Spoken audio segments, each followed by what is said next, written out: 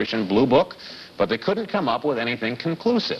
Well, today we've gone beyond UFO sightings to reports of actual contact made with UFOs. The topic is UFO abductions. And with us to talk about these is UFO expert Bud Hopkins, who has written several books on the subject, including this one called Intruders, and Michael Bershad, who is sitting next to me, has had a very strange experience he'll tell us about, and Vickie Cooper, who is the editor of UFO magazine. There is a magazine devoted to, there it is, UFOs. Welcome to the Late Show, you guys. Thank you. Thank you. Now,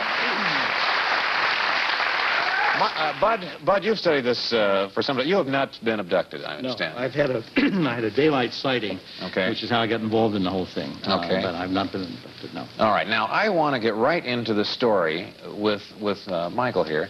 This is very strange. You two met. I'm going to set this up a little bit. You two met at a party. Start having a conversation. You have no real recollection or really much interest about UFOs, but Bud starts listening to you talk as if something's going on here. And at some point, you are a little uncomfortable, thinking, well, maybe I do know something, and then subject yourself to hypnosis. Is that a capsule idea of what happened? Well, I really had no remembrance of what happened. Of anything? No. Okay. No, my story came out under hypnosis with Bud. Take it from there. Tell us about what happened as you start to remember it through hypnosis. I was in my car alone. I was driving on Route 40 in Baltimore, outside Baltimore. I remember lights coming down in back of my car, and it scared me. I hit the gas, and the next thing I remember, my car was ripped off the road. I skidded into the gravel. I thought I was going to have an accident. When I came to, I got out of my car. There was a light similar to that shining in my eyes, and there were 4 little guys or creatures standing there, one digging by the side of the road. They led me into this craft, saucer sort of thing, and I wound up in a room on an operating table, and they did all sorts of things to me. The next thing I remember... All sorts of things, meaning they're it's like a physical, isn't it? Physical, I'm not sure what they were looking for and exactly what they were doing, but they did. Sometimes when a doctor examines me, I'm not sure what he's looking for either. But you underwent an operation of sorts. I think they knew exactly what they were looking for. Oh, okay. At one point, they took a sperm sample. They seemed to know exactly how to do that. Took only a couple of seconds. So that's a common problem in America.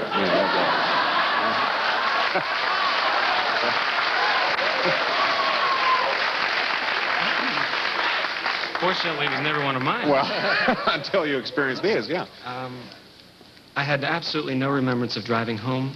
I do remember getting into my house very late at night, looking at the clock and thinking it took me a long time to get home. I remember waking up on the floor the next day with my clothes on, which never happened to me, because I never drank or did drugs or any of that sort of thing. I only remembered it through hypnosis, and now I've remembered a great deal more of what happened to me that did not come out under hypnosis. What I want to do here, we have to go away in just a second here, but what I want to get from you, Bud, and you, Vickie, is that this is not a crazy man we're dealing with. This is not some guy who's standing out in the field, saw a UFO, and claims that he's been abducted. I want to talk about that when we come back, and some of the similarities with other people who have been, or claim to have been, abducted from UFOs. We'll do that when we return. Stay with us. Welcome back to The Late Show. We are talking about UFO abductions, and the editor of UFO magazine is with us, Vickie Cooper, and Bud Hopkins, who has devoted his life to artist turned UFO researcher. Still an artist. And still an artist, but you do devote your life to this. Now, explain that... now, I have a healthy amount of skepticism regarding this whole topic, because I kind of think that if something had happened, it's the sort of thing that you wouldn't really be able to keep a secret very long. But you tell me that there are people who are independently having similar... Right. I've worked now with something like situations. 180 different people who are all telling essentially the same story. And these people are from every walk of life. I have 2 police officers. 2 of them are psychiatrists. I have 3 university professors who are abductees, a chemist. You know, it's everything you can imagine. Of all of those people, only something like 7 or 8 have been willing to come forward, because of the fear of ridicule, fear of being thought crazy and so forth. Now, they are reporting almost identical details from case after case after case. And in my book, I've kept some of these details deliberately secret, not in the book, so that I have a way of checking the veracity of new people as they report what happens. Very frightening to them. They're not meeting body snatchers that are evil and horrifying. They're not meeting space brothers who are patting them on the head and here to save us. They're meeting a kind of detached, cool scientist situation. Pictures of people are the same. I think we have this stored. That we can take a look at this. This is the picture that seems to be most common. Large eyes, bald head, large head. Vickie, this is a type of creature that's very commonly described with large, luminous eyes. Michael will tell you that the eyes are so powerfully hypnotic that they, in the abductee's mind, are very difficult to forget. There's a sequence of events that is described by these people over and over and over again that's making researchers really take note.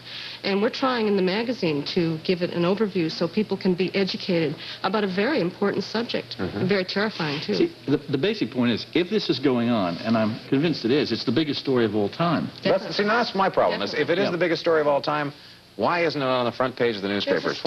There's a great stigma to the subject still. Don't forget, we're sitting here talking about it right now. Well, see, no, we're not ignoring it. So we are talking about it, certainly. And the point is that the media in general, the New York Times reviewed my book very favorably, and it's an outrageous book to review favorably.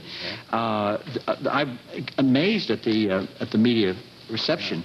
I think that we have an idea that just everybody else is skeptical, even though we're interested ourselves. I wish we had more time to explore this. Maybe we can have you come back and talk more about it. We should. All right, Vickie, thank you very much. Thank you very much. And Bud, Michael, thank you for your story. All right, we'll be right back after this break, folks. Stay right.